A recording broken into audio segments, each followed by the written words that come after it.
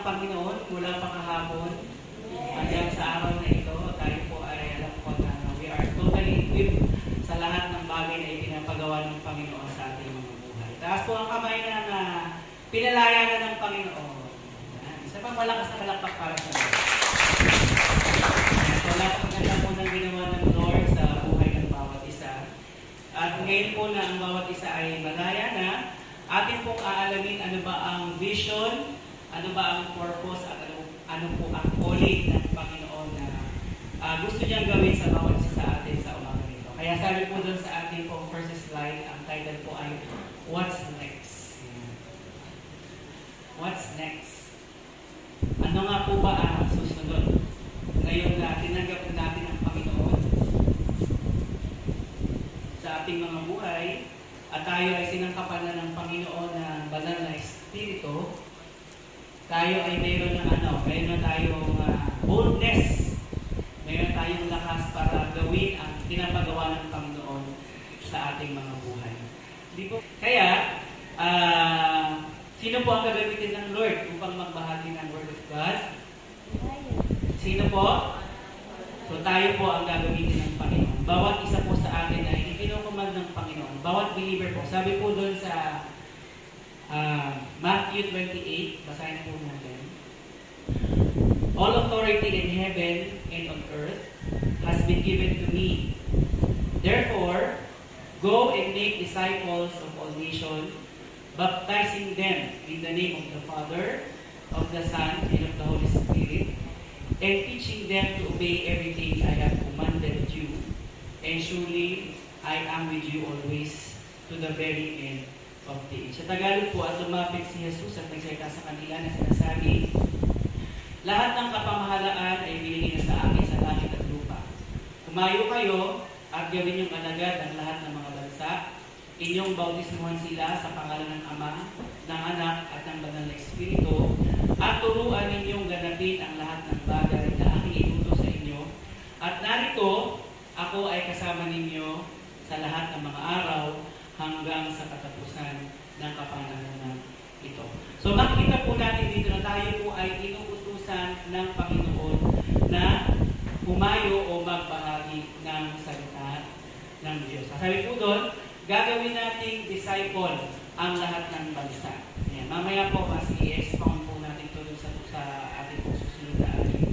At actually ito po ang vision ng ating simbahan. Mamaya po iisa-isa natin ano ba yung vision ng ating simbahan. Sabi po doon, we have to conquest the world. Ano read doon sa slides natin. Our vision is to conquest the world, winning and discipling the world for Christ. Ayan. So meron po tayong mahalagang gagampanan sa kapanahonan ito. So mahalaga po ang vision sapagkat ito po yung mag-guide sa atin, ito po yung magbibigay sa atin ng direction, at ito po yung mag-motivate sa atin para magawa natin ang tama kung ano yung gustong mangyari ng Lord. Sabi nung isang linggo, ang pagliligtas daw ng kaluluwa ang priority ng Panginoon. Tama po ba? Ito po ba kayo isang linggo? So yun po yung priority ng Panginoon at yan po ay ibinibigay sa atin ng Lord na gawain. Kaya sabi doon, we are commanded to go and make disciple of all the nations. Sabi po doon ay mahalaga po ang vision sapagkat kung wala pong vision o yung salita ng Panginoon na ating nilalakaran, the people will perish. Yan, sabi po dyan, where there is no vision, the people perish, but he that kept the law, happy is he. Ayan. Kapag wala po ang patnubay o turo ng Lord, walang kapayapaan at kaayusan at hindi natin magagawa ng tama ang ipinapagawa ng Lord sa bawat isa sa atin. Ayan. Kaya kailangan meron po tayong vision, meron tayong sinusunod, meron tayong nilalakaran. At yun po yung vision na ibinibigay sa atin ng Panginoon. Dahil tayo po ay kanyang pinanalan. Ang magbahagi, ang mag-share ng Word of God, at turuan po ang mga tao na sumunod sa ipinag-uutos ng Panginoon. At gusto niyo po mapapagpala ng Panginoon. Ayan. Kasi sabi po doon sa binasa natin, but he that kept the law, happy is he. Yan pala yung sekreto ng kaligayahan.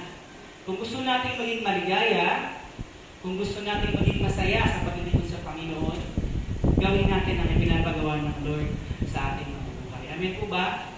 Kasi hindi po aksidente na tayo ay nabubuhay sa kasalukuyan. Hindi po aksidente na kayo po ay nandito sa simbahan ito. Amen po ba? Next slide po. You have come to the world for a purpose, and your calling is where your greater work becomes evident. Yan. Kaya po ikaw ay nandito sa lugar na ito, kaya po ikaw ay nandito sa simbahan na ito, sapagkat nais ng Lord na i-fulfill ang kanyang plano sa buhay mo. Kasi po, we have calling. Meron po tayong pagkatawag sa ating Panginoon. Meron po tayong pagkatawag.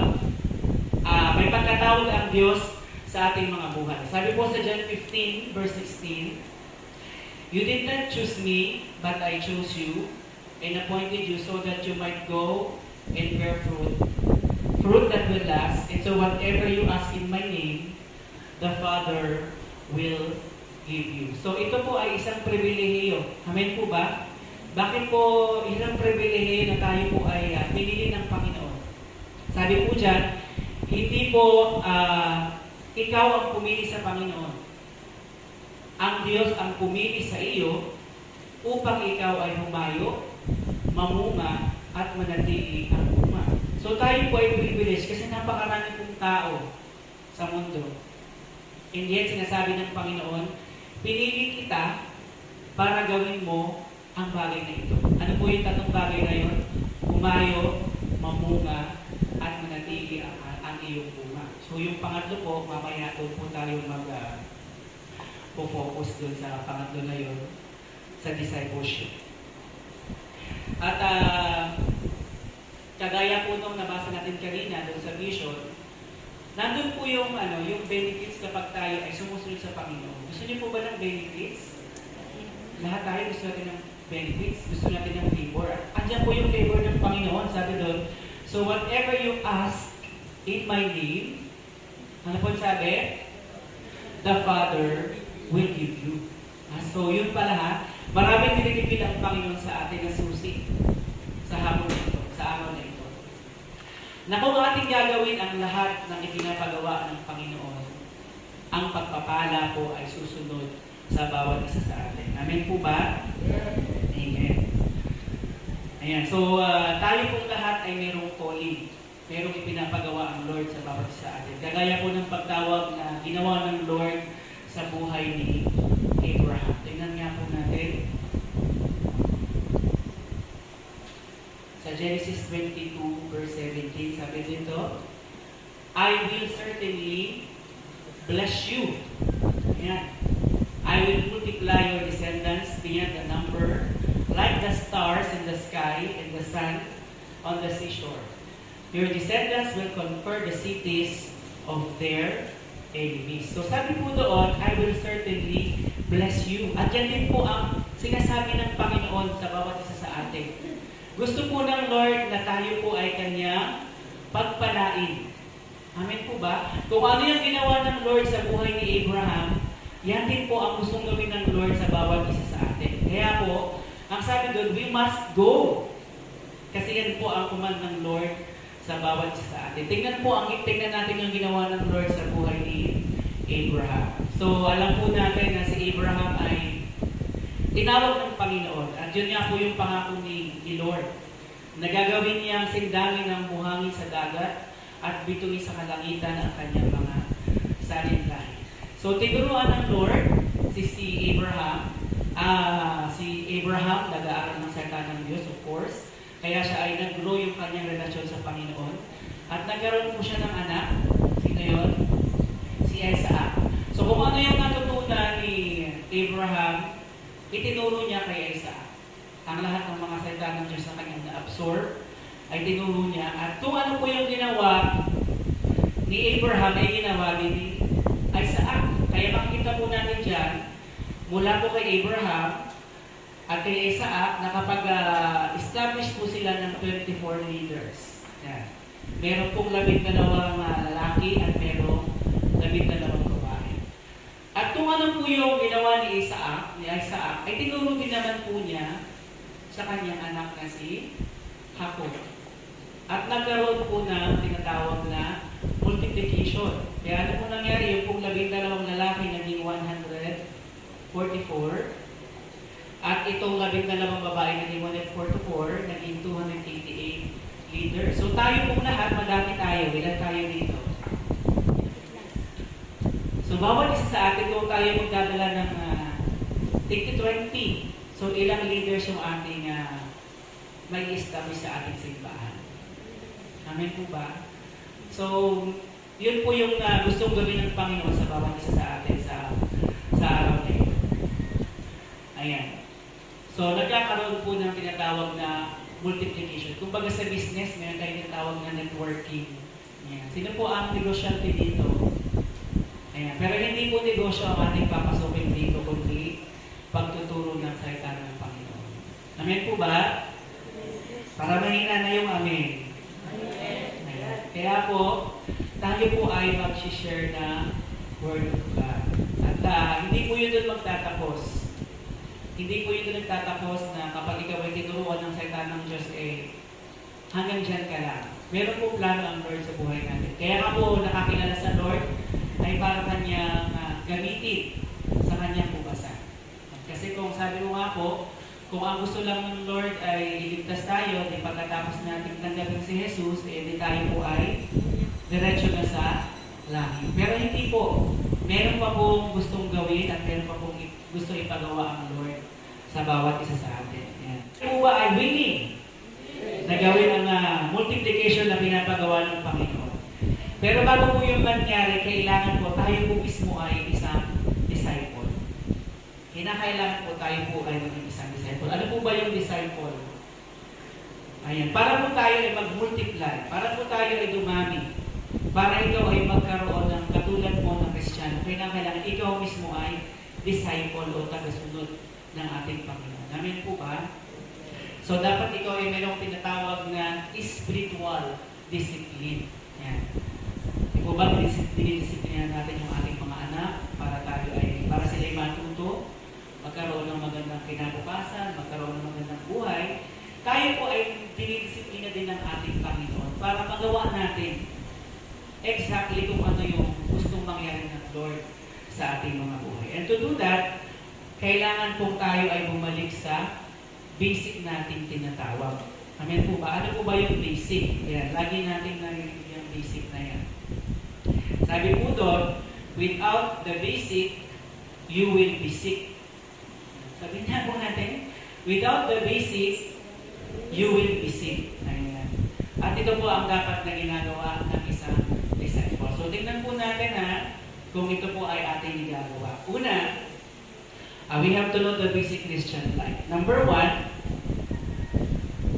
yung tinatawag nating daily devotional or journal. Sabi po sa Joshua 1 verse 8, this book of the law shall not depart from your mouth, but you shall meditate on it day and night, so that you may be careful to do according to all that is written in it.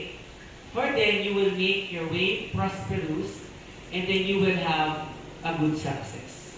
And then sabi po sa Hosea 4 verse 6, my people are destroyed from lack of knowledge. Because you have rejected the knowledge, I also reject you as my priest. Because you have ignored the law of your God, I also will ignore your children. Sabi sa Matthew 4 verse 4, Jesus answered, it is written, man shall not live on bread alone, but on every word that comes from the mouth of God. Yan. So ito po ang nais ng Panginoon na gawin natin. Ito po yung basic, basta natin yung basic, dapat ito yung ginagawa natin bilang isang Kristiyano. And actually, ito po ay command ng Panginoon. Ito po ay utos ng Panginoon sa bawat isa sa atin, sa kanyang mga anak. Sabi po sa Joshua 1 verse 8, balikan natin, itong aklat ng buhay na ito ay walang iba kundi ang Biblia. Amen po ba? Ito po yung tinatawag nating Biblia. Sabi doon, itong aklat na ito ay hindi dapat nawawala sa ating mga bibig. Dapat ito ay ating binabasa. dapat ito ay ating kino-confess, dapat ito ay ating minimeditate. Tuwing kailan po ang sabi ng Lord sa ating binasa? Araw-araw, day and night, araw at gabi upang matupad natin ang lahat na nasusulat doon. Kaya po ang pag-aaral ng salita ng Diyos ay dapat na ginagawa ng isang Kristiyano on a regular basis. Amen po ba? So bilang isang disciple ng Panginoon, nais ng Lord na tayong lahat ay nag-aaral at nagsasaliksik ng salita ng Diyos. At yan po ay basic lang. Amen po ba? Marami po tayong pwedeng gawin para maipakita po na tayo po ay sumusunod sa Panginoon. Pero pinapakita po ng Lord itong kauna-una ng bagay na ito kasi ito po yung magiging reflection ng ating pagsunod. Kasi nandyan po lahat ang pinapagawa ng Lord sa bawat isa sa atin. Amen po ba? Ayan, praise the Lord. So we should meditate the Word of God para matupad natin ang ipinapagawa ng Lord sa bawat isa sa atin. At may pangako po ang Panginoon. Ang Lord palaging mayroong pangako kapag mayroon siyang salita. Amen po ba? Yan ang maganda sa Lord. Sabi po dyan,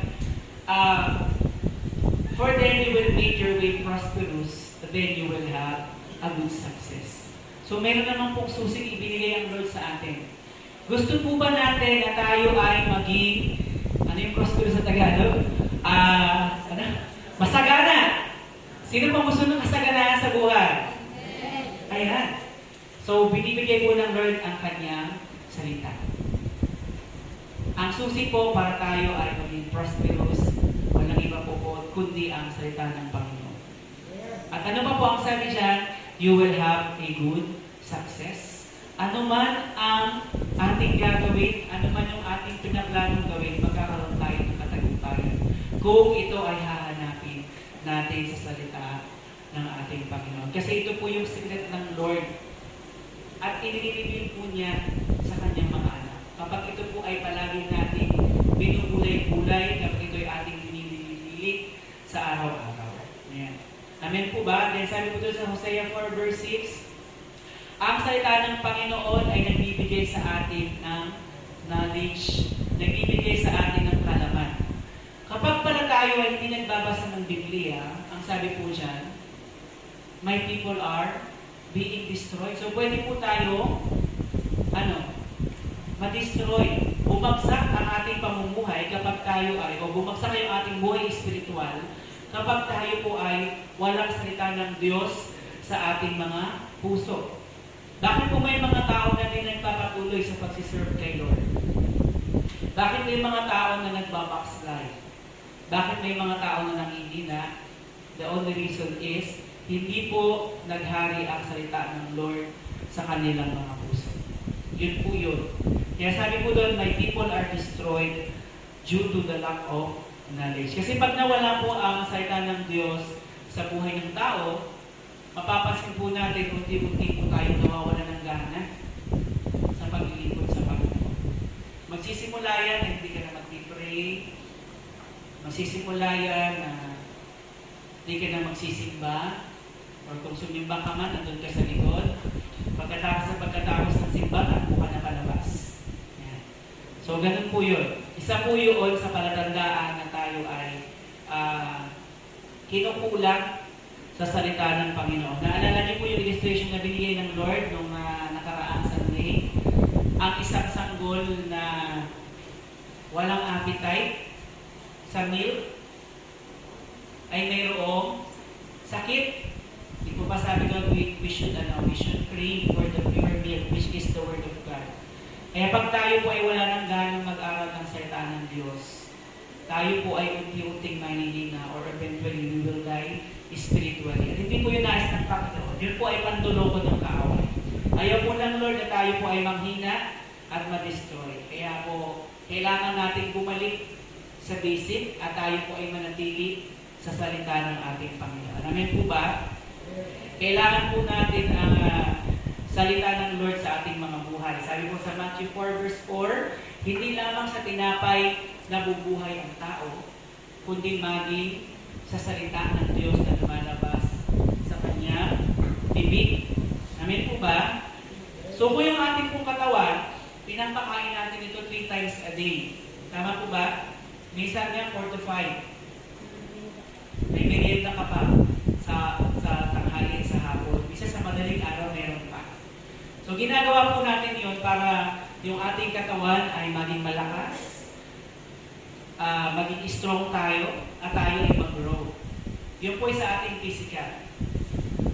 Pero sa ating pong buhay spiritual, ang ating pong pagkain ay ang salita ng Diyos. Kaya sabi po dyan, hindi lamang sa tao na mabuhay, hindi lamang sa tinapay na mabuhay ng tao, kundi maging sa salita ng Diyos. Ano po ang ipinapahiwatig nito sa ating mga buhay? Ang salita ng Diyos ay very essential. No? Hindi not essential. Yung ano ngayon, yung napapanood natin tungkol sa lugaw. Ang salita po ng Diyos ay essential sa ating mga buhay upang tayo ay makapagpatuloy at magawa po natin ang lahat ng ipinapagawa ng Lord sa ating buhay. Amen po ba? Kaya tayo pong lahat ay dapat na palaging nagsasaliksik at nag-aaral ng kanyang mga salita. Ayan. So, yung po yun, ang ating pong quiet time sa madaling salita. Ano po? Quiet time. Kahapon po yata natulong sa inyo ang tungkol sa pagka-quiet time. Amen po ba? So, sabi ko nga, kapag inuulit-ulit, ito ay mahalaga. Dapat po natin itong isa puso at isa isip. Para talagang nagagawa natin ito wholeheartedly. Ayan. Sige po, next slide. So, basic materials in your quiet time in the Lord. Ayan. Ano-ano po itong mga ito? Ano po yung mga kailangan natin? Sabi dyan, music for soaking. Pero sa atin po, we can praise the Lord. Amen po ba? Tayo po ay nakakaawit sa Panginoon. Tayo po ay nakakasamba sa Panginoon. Tayo po ay nakakapagpasalamat sa Lord. So, pwede po natin gawin yan. Makinig tayo ng music, sabayan natin. Pero, mas mainam po na tayo po ay umaawit ng personal sa Panginoon. Amen po ba? Yan, mas masarap po yan eh. Mas mararamdaman natin yung presensya ng Panginoon kapag tayo po ay umaawit sa Panginoon. At mahalaga po ito dahil ito po ay itong pagpupuri at pagsamba po, ito po yung nagbababa ng presensya ng Diyos sa ating mga buhay. Kapag tayo po umaawit ng papuri at pagsamba, ang presensya po ng Panginoon ay bumababa at ito po ay nararanasan natin sa ating mga buhay. At mahalaga po na sa ating pagka-quiet time, we enter through the blood of Jesus. Mahalaga po na tayo po ay pumapasok sa presensya ng Panginoon sa pamamagitan ng banal na dugo. Ano pong ibig sabihin nito mga kapatid? Tayo po ay nagpapalinis ng ating mga kasalanan bago tayo lumapit sa presensya ng Panginoon. At yun po yung ating ginagawa during our quiet time. Amen po ba? Tayo umaawit, tayo po nagpapalinis sa lahat po ng ating mga kasalanan. And ano po ang susunod? We also need our Bible. Ayan. Ang salita ng Diyos. Lahat po tayo ay mayroong Bible sa ating bahay. Wala po ba? Parang di kayo sumagot. Pero po ba tayong Bible sa bahay? Ayan. Available na po ang Bible kahit nga po sa cellphone. Dito ba? Meron tayong mga Bible na Bible app na tinatawag. Ayan, sabi ko nga po doon sa isang matanda, natatandaan ko nung ako yung share ng Word of God. Meron po ba kayong Bible sa inyong bahay? Sabi nung matanda, ay, meron akong Bible. Halos paubos na nga ng anay dyan, hindi ko nababasa. Eh di wow. Mabuti pa yung anay. Nakakain ng salita ng Diyos. Na? Kaya pala nag-multiply ang anay. Dahil sila'y kumakain ng salita ng Diyos. Joke lang po yun. Pero totoo po yun. Yung Bible nila daw ay kinain ng anay. Diba? So, tayo po kumain tayo ng salita ng Diyos. Gamitin po natin yung ating Bible. Huwag natin ipakain sa anay. Huwag natin itago. Gamitin po natin para tayo po ay maging matatag sa ating buhay spiritual sa Lord. Ano pa ang ibigin? Ayan, yung ating journal notebook. Bakit kailangan po natin ng journal notebook o yung ating quiet time notebook? Ayan. Kailangan natin ito kasi dito po natin isusulat ang mensahe ng Lord sa bawat araw. Amen po ba? Naturo po sa atin yung step, sin, promise, example, command. Kasi sa bawat pagbabasa po natin ng salita ng Diyos, meron po siyang nililibig sa atin. At since tayo po ay disciple ng Panginoon, at darating ang panahon na tayo po ay magtuturo ng salita ng Diyos, yung lahat ng sinulat natin doon sa ating journal o sa ating white and notebook ay magagamit natin para maibahagi natin doon sa ating mga tuturuan. Amen po ba? Yun po ang esensya nun. Bukod sa magagamit mo sa iyong mga tuturuan, pwede mong balik-balikan yung tamis ng salita ng Diyos sa iyong buhay. Amen po ba? Kaya dapat meron po tayo Bible, meron tayong quiet time notebook. Yan. So, i-check po ng ating mga cell leader kung tayo po ay meron na nasa ating mga quiet time. Meron pa po ba? So, kapag tayo ay meron ganon, pwede natin balik-balikan immediately kung ano yung sinasabi ng Lord sa ating mga buhay. At yung pong kahulihan, yung pinasa po natin kanina, the power of the blood of Jesus. Di ba, meron po tayo yung pinamimigay. Mamaya, excited po masyado si Sir Joseph. So, yung po ay ating babasahin, yung po ay ating idideklara sa bawat araw. O sa gabi bago ka matulog. Mahalaga po na tayo po ay covered ng banal na dugo ng ating Panginoon. Yan po ay weapon para tayo ay hindi malapitan ng diablo. Kaya everyday po, we must make sure na tayo ay nagpapakover ng blood ni Jesus Christ. Amen po ba? Ayan. So yun po yung mga gamit natin sa ating pagka-quiet time. And then number 2 po, regular attend church meeting. Ayan. So, syempre, yung pong ating church meeting ay tuwing Sunday. Inaasahan po ng Panginoon na tayo po ay dumadalo sa mga pagtitipon na ito. Sabi sa Hebrews 10 verse 25, malapit lang bumalik ang Panginoon, huwag natin kaligtaan ang mga pagdalo sa mga pagtitipon. So, ito po ay command ng Panginoon. At once na tayo po ay hindi nakaka-obey o hindi po natin ito nagagawa, tayo po ay nagpa-violate, tayo po ay nagkakasala sa harapan ng Panginoon. At yan po naman ay na-standard sa atin upang tayo po ay mag-grow sa ating pong relationship sa Kanya. Maging effective po tayo na disciple ng Panginoon. Amen po ba? So, we must regular attend church meetings. Sabi sa Psalm 92 verse 12, the righteous will flourish like a palm tree. They will grow like a cedar of Lebanon, planted in the house of the Lord. They will flourish in the courts of our God. They will still bear fruit in old age. Baka pala may katandaan na, ayan, meron pa rin nagbe-bear fruit pa rin. At yun po ang gagawin ng Panginoon kapag regular po tayo nag-a-attend sa mga pagtitipon na yan. The Lord is upright, He is my rock, and there is no wickedness in Him. And then sabi po dyan sa Revelation 11 verse 1 to 2, I was given a stick for measuring rod and told, get up and measure God's temple and altar and everyone worshiping it. Exclude the outside court. Don't measure it. So, ano po ba yung mga signs na tayo ay nasa right local church? Yan, pwede po natin tanungin. Ako ba ay nasa tamang simbahan? Yan. So, ito po yung mga signs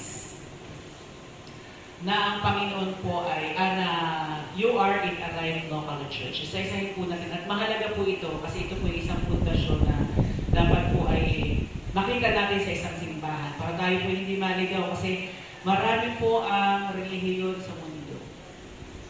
And which is which? Alin po ba talaga yan?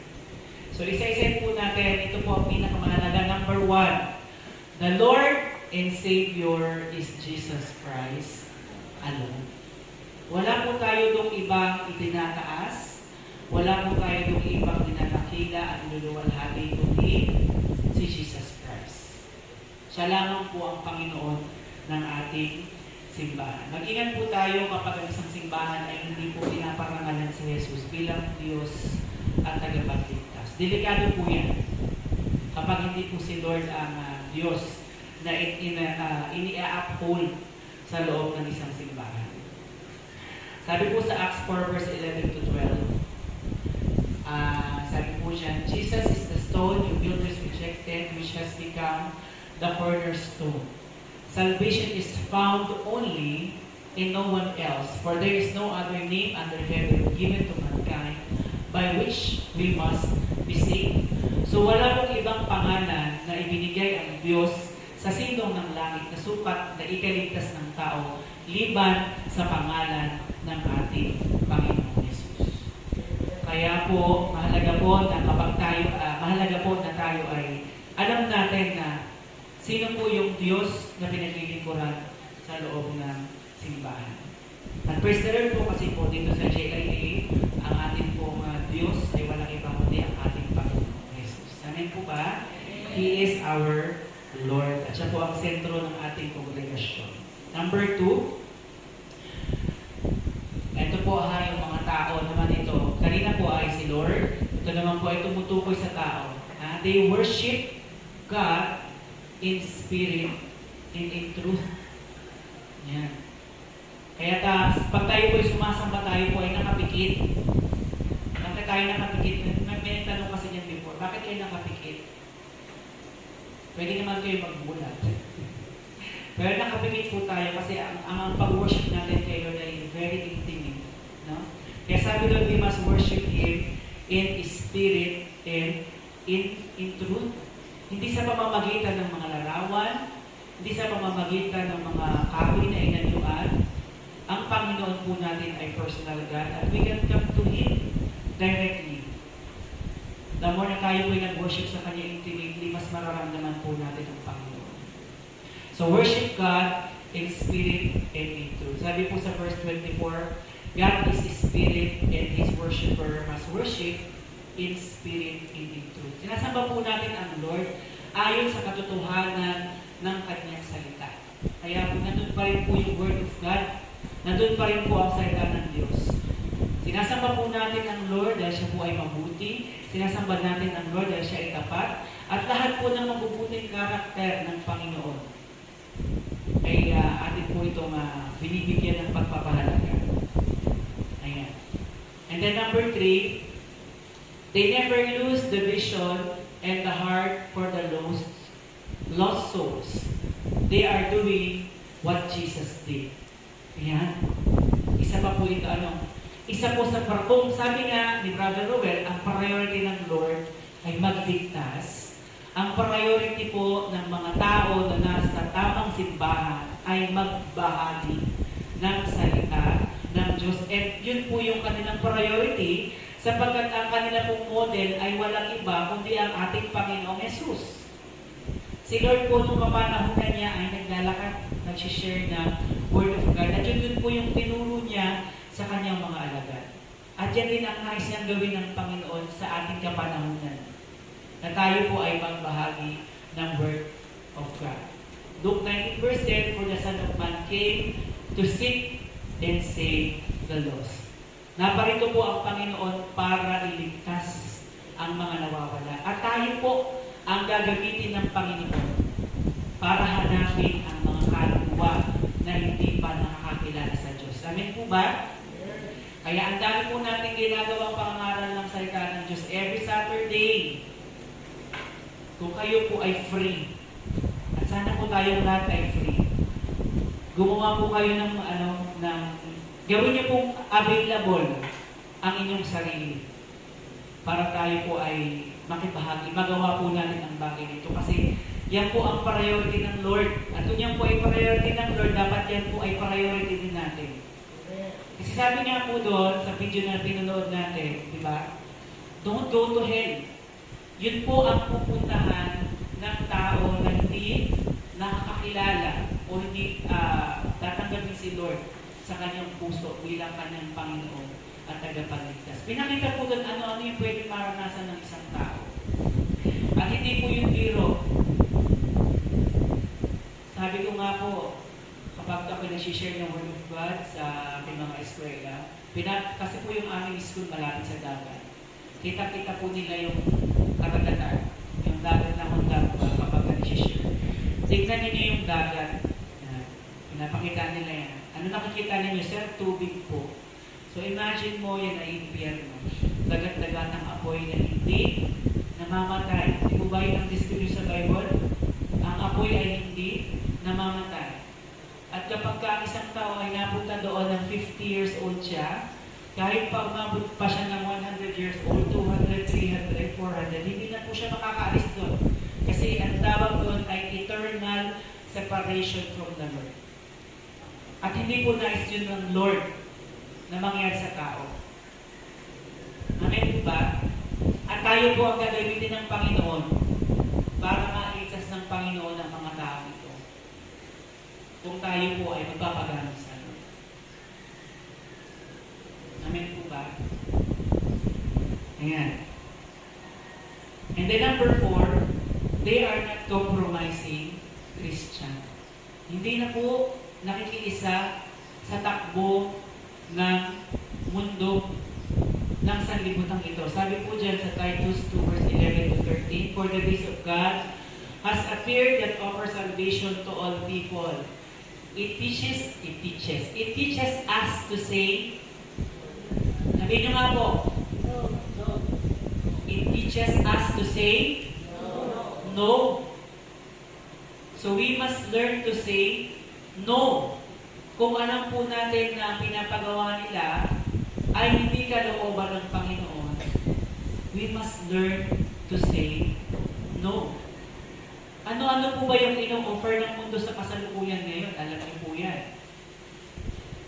Di po ba ang dami mga tinuro sa inyo kahapon sa media, sa internet, tama po ba? At kailangan kapag tayo inuulirat ni Satanas, we have to say no.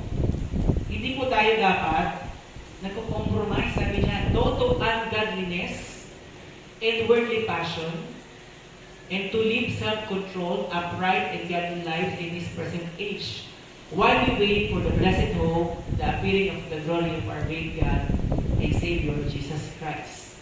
Sabi po sa Romans 12, ialay na natin ang ating mga sarili bilang buhay, banal, at kalugod-lugod sa harapan ng Diyos.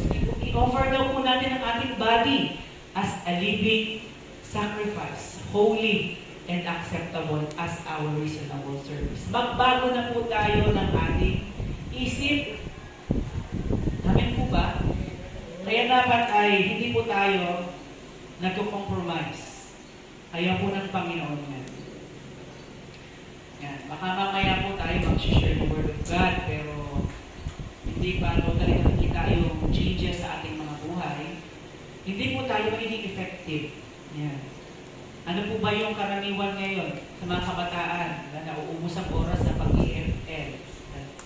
Talagang ako nagagalit sa mga eskwela ko kasi oras na ng klase, nag-bell na, ayaw pa rin pumasok at pilit tinatapos yung kanilang ano. May laban pala yan. Hindi ko lang naintindihan kung nilapitan ko sila sa ML. At ayaw po ng Lord na tayong mga Kristiyano po ay nakikiisa pa sa mga bagay na yun. Ibigay po natin yung time. Kung tayo po nag-aaksaya ng panahon sa pag-ML, sa pag-Facebook, sa pag-YouTube, mas lalo po tayo magbigay ng panahon para sa Lord. Kasi po, the Lord is coming back very, very soon. At ayaw po ng Panginoon na tayo ay matagpuan niya na abala-abala sa pagtitiktok. Ayan. Bahala na po kayo. Alam niyo na po ang sinasabi ko. Anyway, ang Lord po natin ay hindi naman po ito. Hindi po siya killjoy ng Panginoon.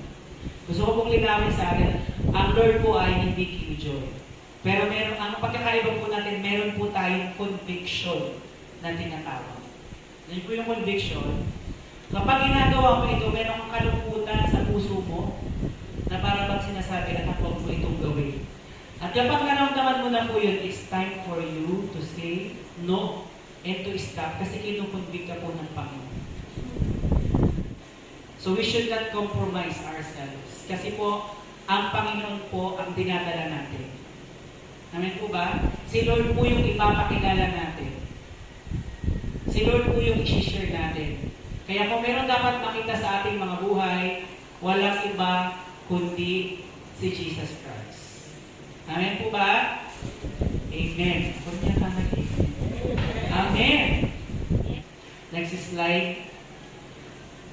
Ayan. Reminders, during Sunday worship celebration, magdala po tayo ng Bible.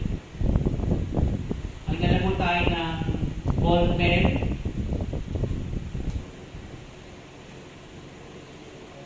Ano ba? Bring your tithes and offerings. Ayan. Pero yan po ay sasabihin ko lang po ngayon, pagsada po yan sa mga susunod yung mga aralin. And then bring yourself in front seats. Ayan ha. So hindi natatawagin pa ni worship leader o ni pastor na pumunta po kayo sa unahan. Sabi po doon, bring yourself in front seats. Ayan. Para po mas ma-observe po natin kung ano po yung gustong sabihin ng Lord sa bawat isa sa atin. Next slide. Attend important group meetings. Sabi po dyan, Acts 2 verse 46, every day they continued to be together in the temple courts. Every day nga po sila nung panahon na yun. Araw-araw sila nagtitipon-tipon. Tayo, meron tayong mga schedule. At minsan hindi pa natin mapuntahan dahil sa ating mga kaabalahan. No? They broke bread in their homes and ate together with glad and sincere heart. Ano po ba yung mga important group meetings natin? Yung ating po mga cell group, lahat po tayo may mga cell group meetings. Usually po nangyayari po yan after ng service. Tama po ba? Then meron tayong mga online Bible study. Yan. Kami po, Sir 6, meron kami. Bukod po doon sa after ng service namin, meron pa rin po kami online Bible study every Thursday. Para po doon sa mga kapatid namin na hindi nakakapunta pag Sunday. And then yung po ating PPC, yan, kasama po yan. Ginagamit po ito ng Panginoon para tayo ay mag-grow. Yung PPC, Prayer and Praise Celebration. Kasi doon naman po tayo nakikipag-usap sa Panginoon. Dinadala natin ang lahat ng ating mga panalangin sa Kanya, yung lahat ng ating mga requests, yung lahat ng ating mga petition. And then of course, yung po BTC. Ito po ay ongoing every Saturday. Doon po tayo tinuturuan ng Panginoon. Doon po tayo nag-disciple ng Lord para tayo po ay maging effective worker. Amen po ba? At yun po ang nais ng Lord sa bawat isa sa atin. Yun po ang isa na, yun po yung po mga binanggit ko, ang dapat na ginagawa ng isang disciple. Ayan. So ngayon po, tingnan po natin. Tayo po ba ay masasabi natin na isang disciple na ng Lord? Ayan. Kung hindi pa po, tinuro na po ng Lord sa bawat isa sa atin ang dapat natin gawin upang tayo po ay maging disciple niya. Ayan. So, when you know the basic, ayan, you will become strong and healthy in your spirit. So, hindi po sapat na alam natin, kailangan ay ina-apply natin sa ating Magkaiba po yung alam mo lang, pero hindi mo ginagawa. Mas mainam po kung ito po ay ating ina-apply. And then ito po yung promise. You will become fruitful.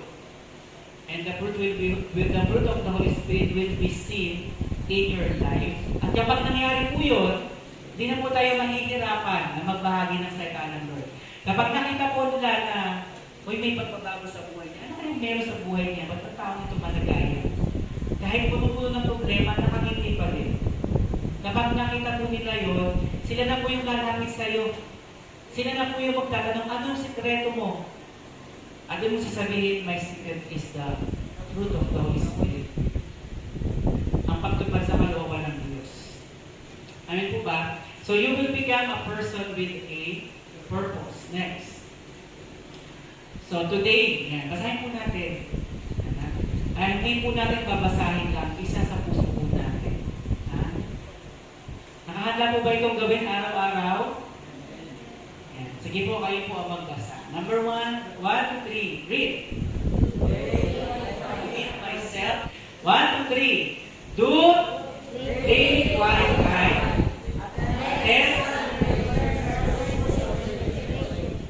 And then?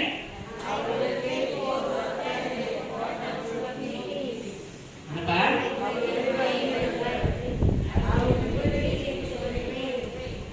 Ayan. So, ilagay po natin yung ating kamay sa ating dibdib. Pag ikaw ay lalaki, ang sasabihin mo ay, I am a man with a vision. Pag ikaw naman ay babae, syempre, I am a woman with a vision. Ididiklara po natin yan sa araw na ito. Ready? 1, 2, 3. I am a man with a vision. Isa pa. I am a man with a vision. Ano po ang vision ng Lord sa bawat sa atin? You should go, bear fruit, and the fruit should